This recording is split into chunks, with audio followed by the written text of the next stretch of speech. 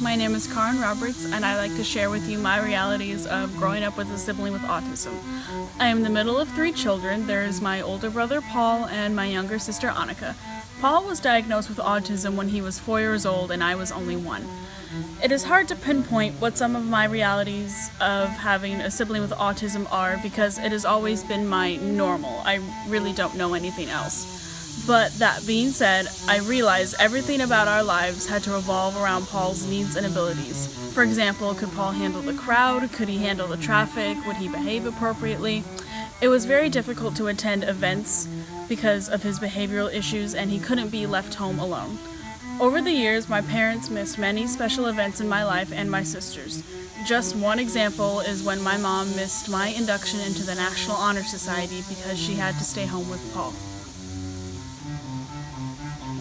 Growing up, there were always people coming and going to our house, including case managers, music therapists, behavior therapists, and so on. It was hard to have friends over, especially since I didn't know how they would react if Paul had a meltdown or rage, and I didn't want them to be scared. This leads to the big reality of growing up with Paul, his meltdowns, rages, and elopements. One word can sum these up: frightening. My parents tried to keep his schedule and surroundings as predictable as possible in order to avoid any of his triggers. If he started to have a meltdown, Annika and I would go to our room and lock the door.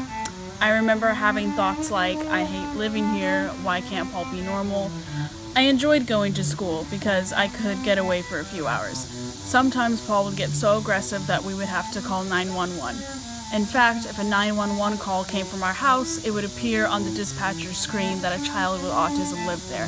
Remember the night described at the beginning of the video? Paul was eventually found about a mile from our home, thankfully, before the heavy rains began. Paul has had 13 inpatient stays at 5 different facilities because of his behavioral and medication issues. I hate to admit this, but it was a nice break when he was not at home. The entire family was able to relax, and my parents gave Annika and myself the attention they couldn't give us when Paul was here. All this being said, not all the realities of having a sibling with autism are negative. An important reality is that I have learned to really appreciate the good times, and there are good times. Paul really loves roller coasters. It's ironic that the one place he loves, despite all the crowds and overstimulation, is an amusement park near our home. We have spent many happy days there. I've thought a lot about the question, would I change anything about my experience growing up with Paul? That is a hard question, but I've realized that so much of who I am is because of who he is.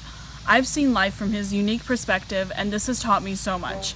He has taught me compassion, he has taught me to accept people's differences, and he has taught me not to judge other people's behavior.